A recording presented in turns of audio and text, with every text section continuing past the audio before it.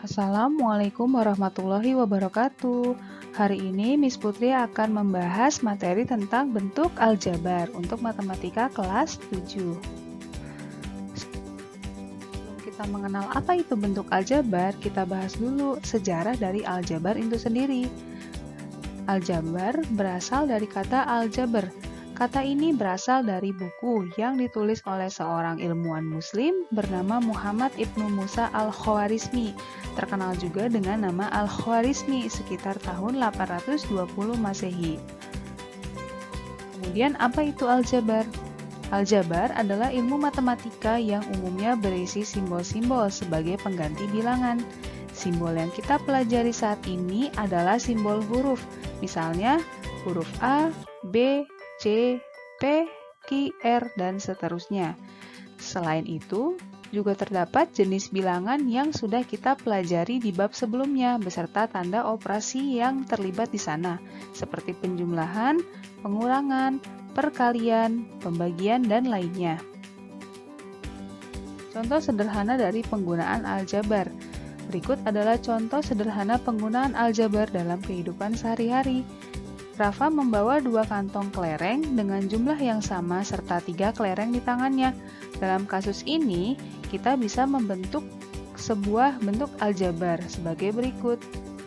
Misalnya ada ilustrasi 2 kantong kelereng berikut dengan jumlah yang sama. Kemudian ada kelereng yang jumlahnya 3. Jika kita misalkan kantong itu adalah sebagai huruf X, maka 2 kantong ini bisa kita tuliskan sebagai 2X. Kemudian untuk jumlah kelereng ini kita bisa tuliskan sebagai angka 3 saja. Maka 2 kantong kelereng serta 3 kelereng kita bisa gabungkan dengan operasi penjumlahan sehingga bentuk aljabar yang terbentuk di sini adalah 2X plus 3.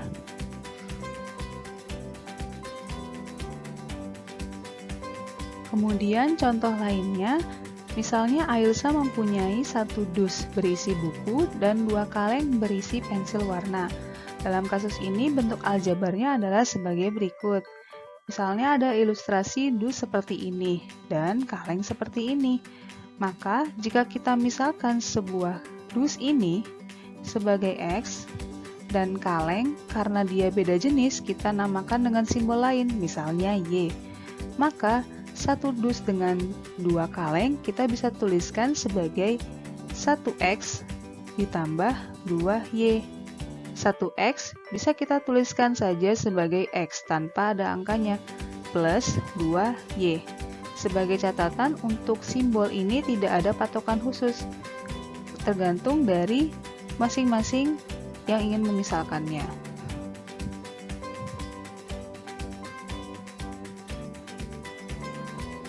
Kemudian kita akan membahas unsur-unsur pada bentuk aljabar. Unsur-unsur ini adalah variabel, koefisien, dan konstanta. Untuk variabel adalah pengganti simbol bilangan. Sebagai yang kita bahas tadi, misalnya adalah X atau Y. Kemudian untuk koefisien adalah angka di depan variabel. Jadi koefisien adalah angkanya yang ada di depan variabel. Kemudian untuk konstanta adalah angka yang tidak ada variabelnya. Nah, apa bedanya ya antara koefisien dan konstanta ini? Kita bisa lihat contoh berikut. Misalnya ada bentuk aljabar 2X plus 5. Maka di sini ada beberapa unsur yang bisa kita temukan. Yang pertama adalah koefisien. Kenapa begitu? Karena kita lihat di sini. 2.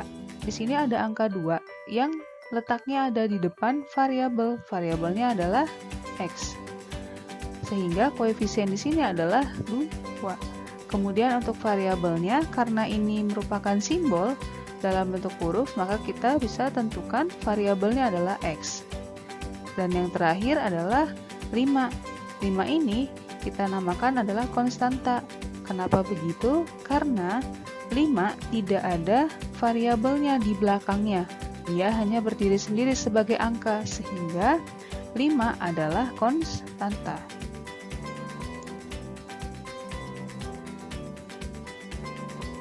Contoh lainnya, Misalnya ada bentuk aljabar 10x ditambah 7y ditambah 12. Di sini kita bisa tentukan yang pertama adalah variabel. Variabel adalah simbol atau lambang dari bentuk aljabar ini.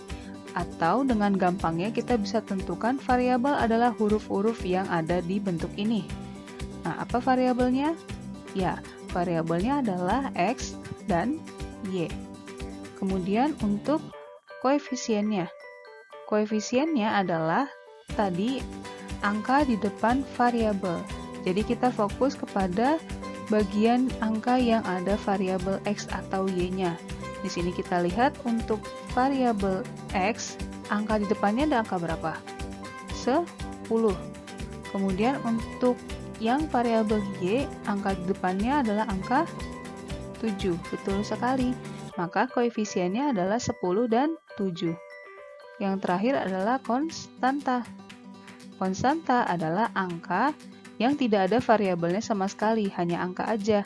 Maka di sini kita lihat yang ada angkanya aja adalah 12. Seperti itu, semoga paham ya.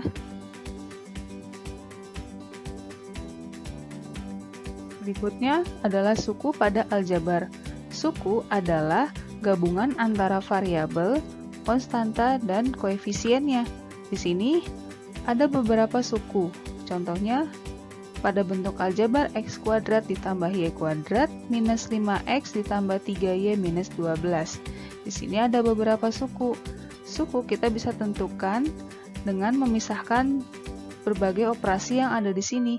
Jadi suku-sukunya ini adalah yang pertama itu x kuadrat. Kita tulis x kuadrat, kemudian dipisahkan dengan penjumlahan, kita tuliskan lagi suku berikutnya yakni y kuadrat. Selanjutnya ini ada minus 5x. Kita tulis sepaket, kalau ada tanda negatifnya kita tuliskan juga. Kemudian untuk berikutnya adalah 3y. Plusnya kita tidak tuliskan, jadi kita langsung tulis aja 3y. Dan yang terakhir adalah minus 12.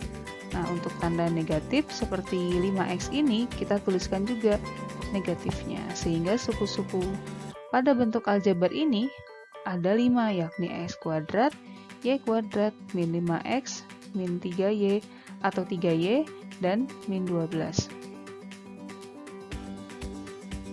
Kemudian ada pengertian suku sejenis dan tidak sejenis. Suku sejenis adalah suku yang memiliki variabel dan pangkat yang sama. Seperti contoh, di sini ada 2x dan 5x serta 10x kuadrat dan 3x kuadrat. Di sini terlihat bahwa dia memiliki jenis yang sama. Jenis yang hanya x saja atau x-nya yang berpangkat 2. Lalu apa bedanya dengan suku tidak sejenis? Suku tidak sejenis adalah suku yang memiliki variabel berbeda atau tidak sama. Contohnya seperti ini.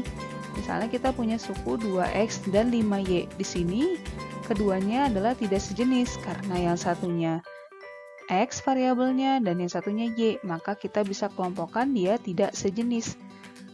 Begitu juga yang di bawahnya. Di sini ada y pangkat 2 dan x pangkat 2. Jenisnya beda kan? Makanya suku ini juga tidak sejenis. Baik, kita sudah membahas sejarah tentang aljabar, pengertian aljabar, contoh bentuk aljabar dalam kehidupan sehari-hari, serta unsur-unsur aljabar. Sampai jumpa di kelas selanjutnya. Terima kasih. Wassalamualaikum warahmatullahi wabarakatuh.